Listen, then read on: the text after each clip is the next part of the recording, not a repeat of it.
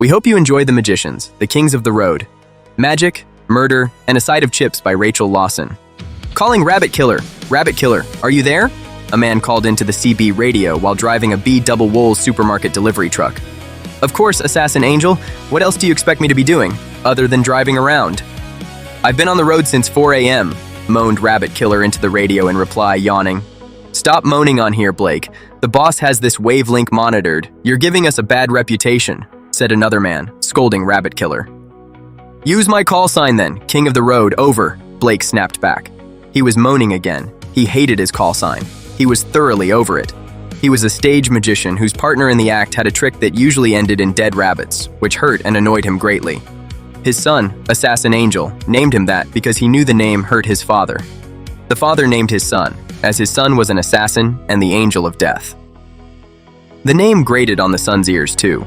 Blake and the son, Lance, were jealous of the king, who was the king of the earth, a superhero like the others, and Lance named him King of the Road because it rhymed. Blake, who was the younger version of time traveler Fred, who became his own grandfather due to a bout of amnesia and a trip to the past. It was a sore point for both Fred and Blake. What do you want, Assassin? Asked Blake shortly. To meet you and the king at Jackson's for lunch in Graysdale, said Lance.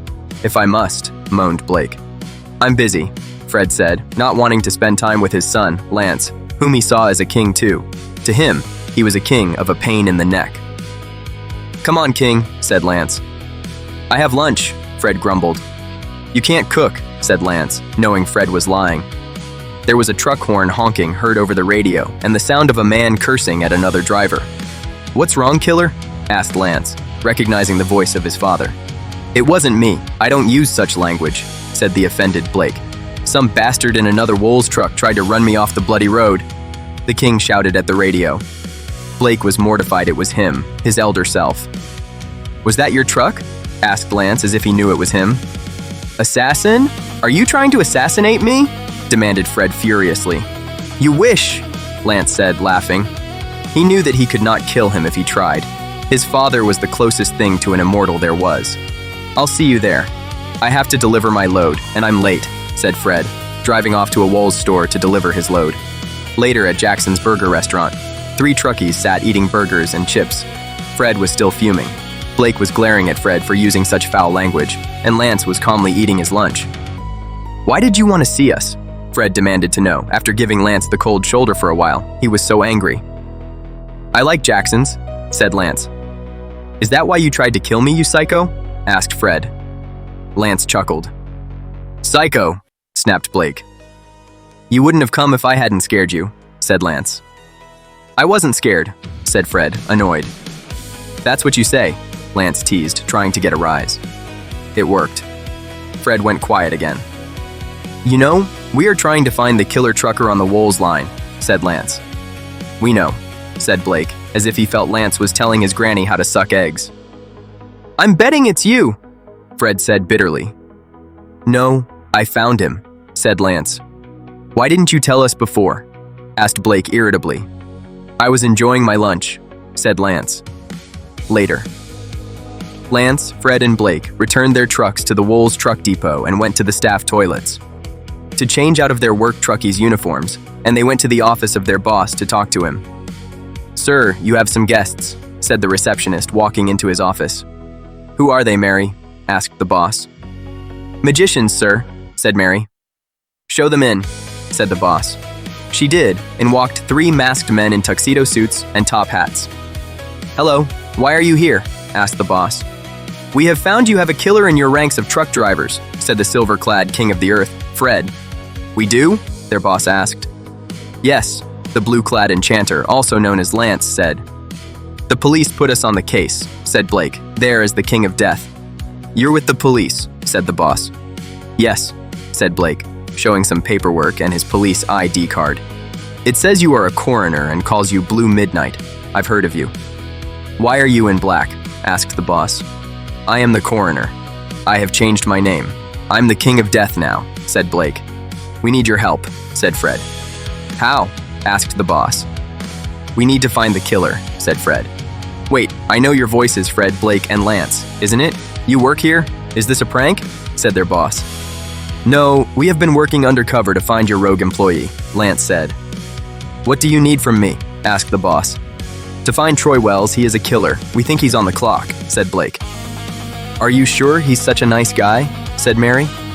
"Some apparently good people are far from it," Fred said, looking at his assassin son, who glared back. "Oh yeah, but are you sure he is really nice?" said Mary. "Yes," replied Lance. "Mary, print out Troy's timetable," said the boss. Mary printed out the timetable and gave it to the magicians, who separated teleporting, they were sorcerers, to the 3 places on the timeline. Fred and Blake didn't find him. The plan was to wait till Troy arrived.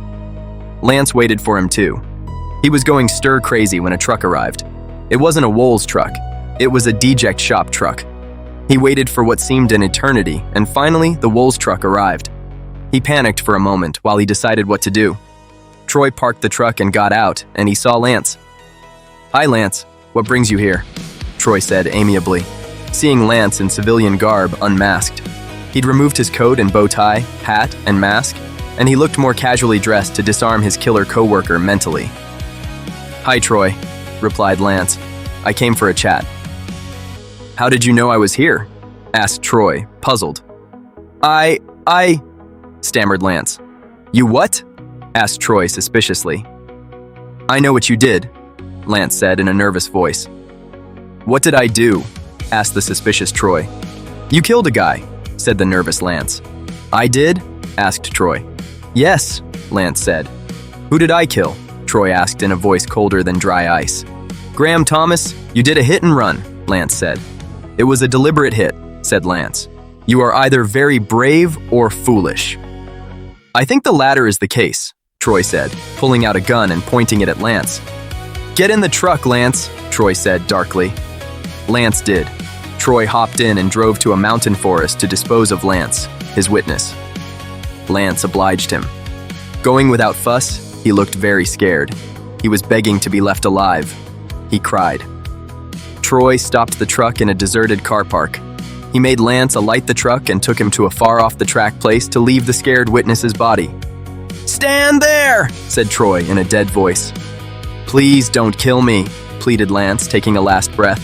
Troy fired the gun, and down fell the body of its victim. Then Fred and Blake appeared, who looked at the body. "He probably had it coming," Blake said. "I'd say so, he wanted to kill me," the survivor said. "Were you playing with your food again, boy?" Fred said. "I was playing possum," said Lance. "Same thing, I hate possums. Noisy creatures," Fred said. "How did he die?" Blake asked, looking at the body of Troy lying dead. "As he tried to shoot me, I exploded his gun with magic," explained Lance. "I wonder if he'll be found," Blake said. "Who knows?" said Lance, and they left to move the truck so he would remain lost.